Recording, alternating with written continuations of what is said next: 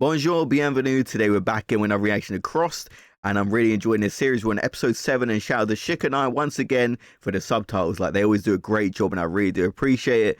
And they always add context as well, which helps me understand some stuff. But this episode is Max Payne. So I've never seen this film before. I've heard about it. I know there's Mark Wahlberg in it, but I've heard some mixed reviews. I think the games were really good. I think it's time we get a 4th game, but knowing Rockstar, it's going to be a long time if they ever do make one. But let's get right into the video. And I'm kind of curious. Maybe I'll watch the film after if it's decent. I've heard bad things, but let's see what Karim has to say. Salut à tous, c'est Karim de Bâche et aujourd'hui je suis chaud comme la braise, frais comme un gardon, aiguisé comme une lame, pointu comme un couteau et plus jaune qu'un citron. Parce que cet épisode n'est pas n'importe quel épisode. Oh nom de Dieu, Karim de Bâche, tu nous vends du rêve par cargaison, je sais. Allez, dis-moi tout. Et bien aujourd'hui, c'est le 7e épisode. Et... Lucky number 7. C'est... plutôt décevant. Ouais, je sais. On va parler de quel film? C'est Max Payne. Oh, ouais. Okay, he don't seem that excited, so I don't have high expectations for this film, but maybe he'll say some good stuff about it. I do like Mark Wahlberg though. I do like Mark.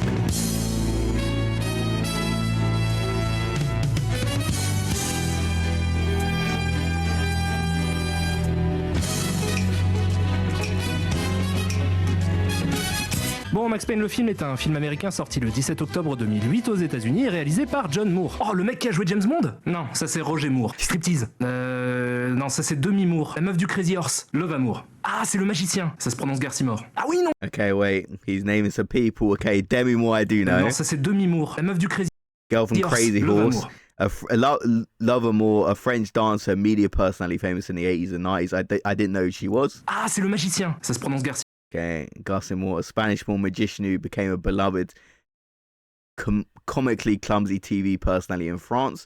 Oh, that's pretty cool. Ah oui, non, je sais, c'est l'humoriste avec un chapeau, là, celui qui fait des sketchs sur les bananes.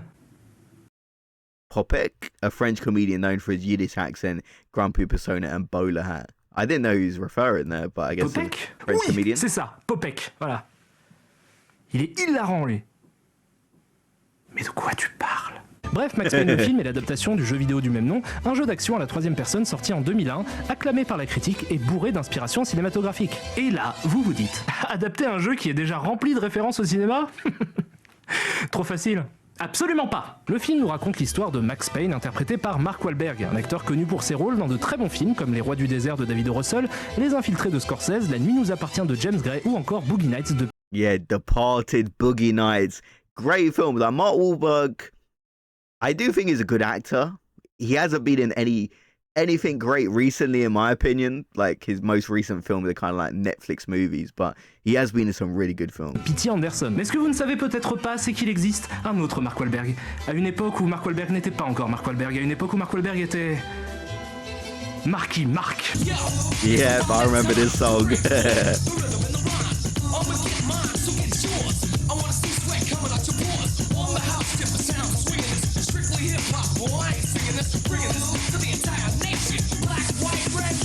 And I'm not gonna lie, this song is sort of a guilty pleasure. Like, I do like this song. I do think the woman on the chorus kind of carries him, but like, I still think it's one of those songs that you put on and you can still vibe to it. Ok, alors Max Payne est un détective new-yorkais torturé à la recherche des tueurs de sa femme et de son gosse, assassinés quelques années auparavant. Bon, je vais pas m'étendre plus que ça sur le personnage, je suppose que vous le connaissez déjà, mais je vais quand même essayer de vous en décrire la base. En gros, Max Payne dans le jeu est un archétype, celui du flic hard-boiled, comme il en existe depuis les années 30 dans la littérature et le cinéma américain. L'intelligence du jeu, ça a été d'exacerber au maximum tous les traits de caractère de cet archétype, faisant ainsi de Max Payne un personnage sombre, violent, alcoolique et accro aux analgésiques. Et pour le film, c'est pareil. En version Teletubbies. Parce qu'ici le personnage est complètement aseptisé, il n'est jamais badass et il a même l'air plutôt lisse si on le compare aux autres héros de films d'action. Du coup, le reste des personnages passent leur temps à répéter à quel point Max est dangereux et qu'il faut pas s'approcher de lui sous peine de se brûler les ailes. Sauf que non, il fait peur à personne, c'est juste... Marky Mark. I think he's gonna come back to this song a lot, isn't he?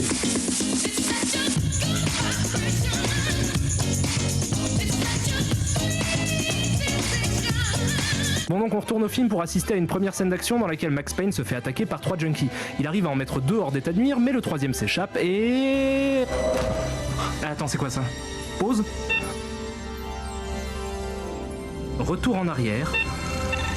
Zoom en B22.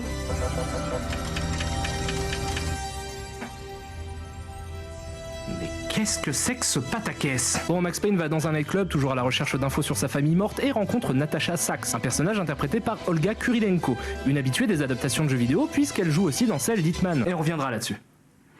Promis. Max Payne ramène Natasha chez lui pour lui poser des questions, sauf que elle s'en fout. Elle est pas là pour ça. Bonjour, Oh. je suis Natasha. Je suis un personnage cliché de femme fatale. J'ai un appétit sexuel débordant et je me fous de connaître l'intrigue du film. Bonjour, je suis Max Payne. Je suis un personnage cliché de flic torturé. Je ne peux répondre favorablement à vos avances sexuelles, car je dois respecter l'intrigue du film. Veuillez vous en aller s'il vous plaît. Fort bien. Après ça, Natasha rentre chez elle, mais sur la route, elle se fait attaquer par...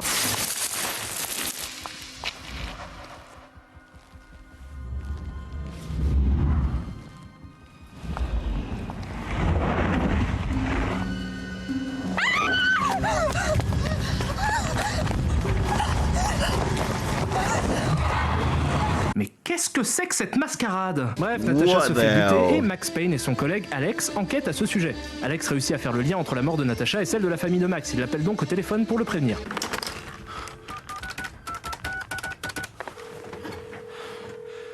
Inspecteur Max Payne. N'est pas disponible. Laissez un message, s'il vous plaît. Mais malheureusement, Max Payne arrive trop tard, puisqu'Alex est déjà fait décapiter par les méchants. Et là, je vais vous demander de faire très attention, je vais vous montrer la scène de la découverte du corps. Vous êtes prêts? Je suis chaud. C'est parti! Okay, let's see this. Alex?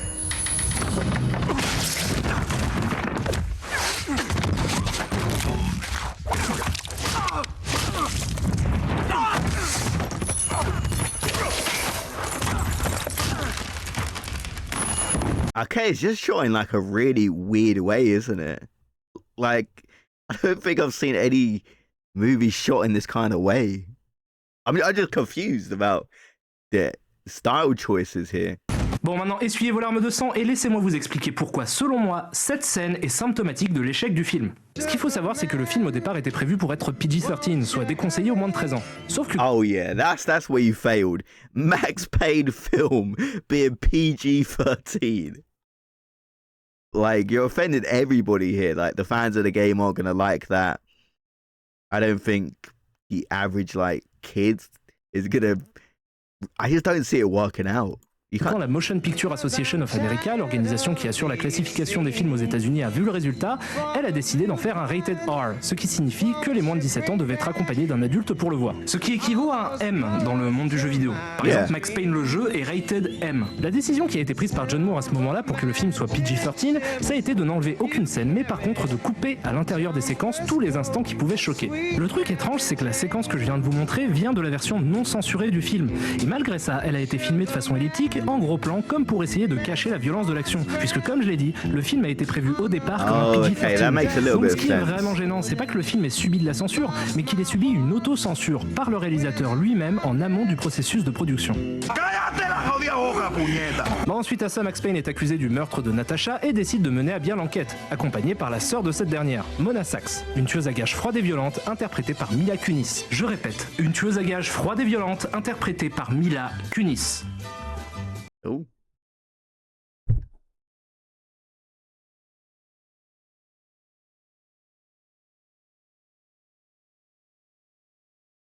As for that, I could actually see Mila Kunis kind of working, and this was a a serial killer, and okay, a very, very bad man. But I could see Mila Kunis kind of working. Actrice dans le rôle de Michel In a Fournier, row. des bisounours pour jouer la famille Manson. Arrête, ça fait beaucoup trop d'images à cauchemar dans ma tête. Alors le reste du film est simplement une résolution d'enquête, tout ce qu'il y a de plus standard. Max et Mona vont d'indice en indice, de suspect en suspect, et réussissent à atteindre Owen Green. Un Oh wait, what happened there?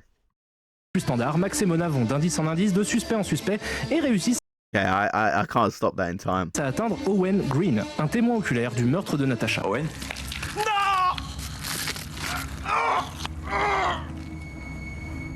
Owen? Oh, we got the slow motion scenes. Of course, you kind of need them in a Max Payne film.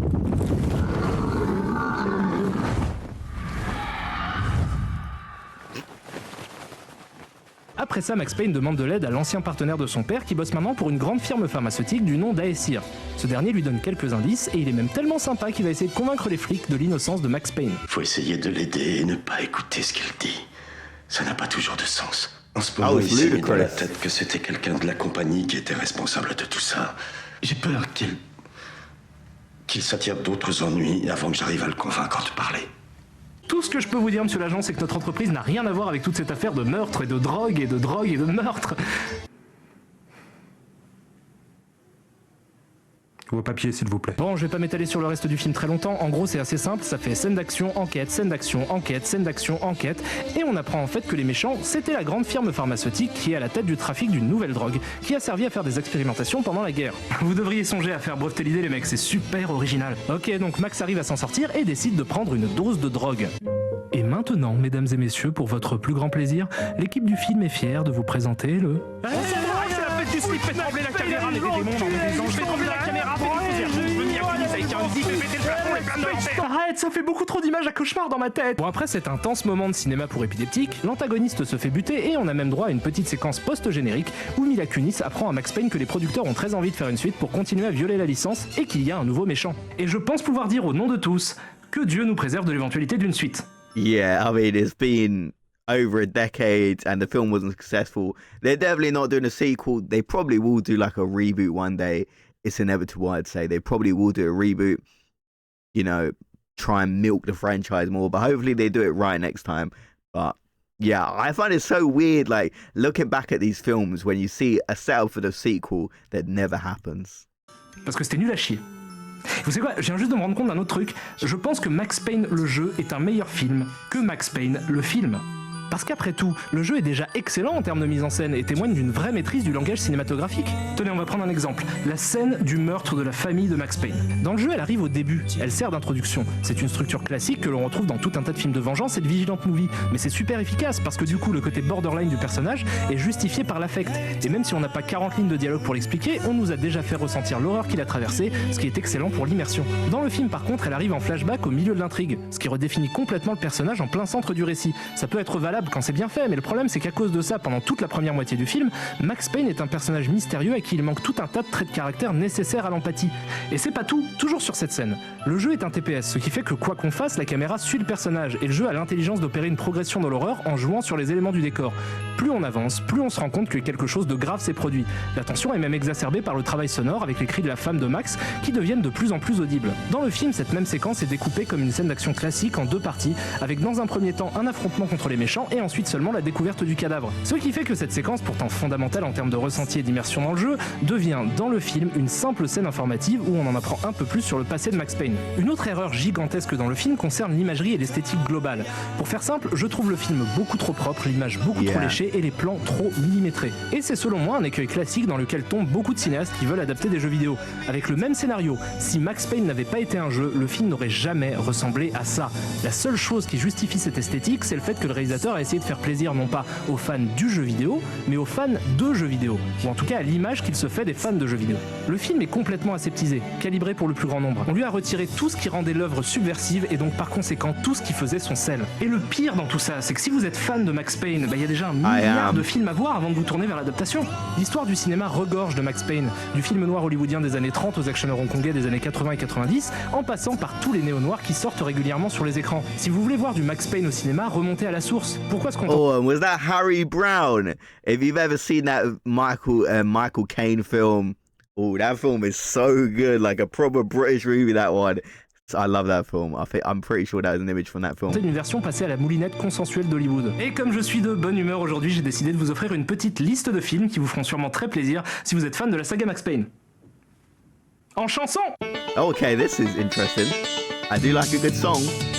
À toute épreuve Chinatown, Miami Vice et Serpico, Death Sentence, sur Froid Payback. Oh, Hard Boiled, Miami Vice. I haven't seen Death Sentence, Vertigo, Payback, but I do like Memento. Memento, Robocop, Insomnia, Blade Runner, Robocop, yes, Blade Runner. Potential, c'est beaucoup mieux que Max Payne. Collateral, yes. Lethal Weapon, yes. Donnie Brasco, IT, Dread, même un truc à la maternelle, c'est mieux que Max Payne. Dirty Harry, Training des Copeland et le Faucon Maltais, la loi du milieu, Gueuluc les infiltrés, un justicier dans la ville d'ailleurs, Seven et bas lieutenant, c'est vachement mieux, même à la Nouvelle-Orléans.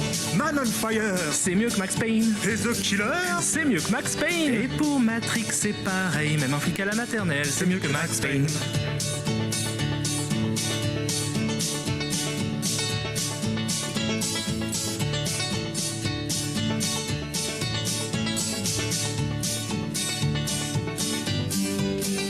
I like the song at the end, and he's naming some great movies, I have to say.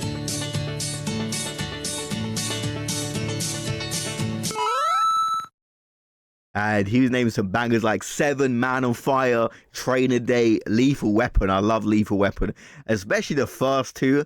I still like 3 and 4, but the first two, ooh, I remember watching Lethal Weapon. It used to always be on Channel 5 as a kid, and I was like blown away when I first saw that.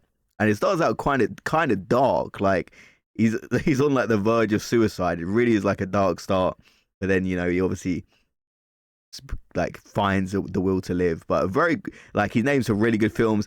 As for the Max Payne film, it looked kind of like it very disappointing. As a fan of the games, he just made some great comparisons about why it sucked, because even the opening scene of the game, the film version just didn't look nowhere near as good.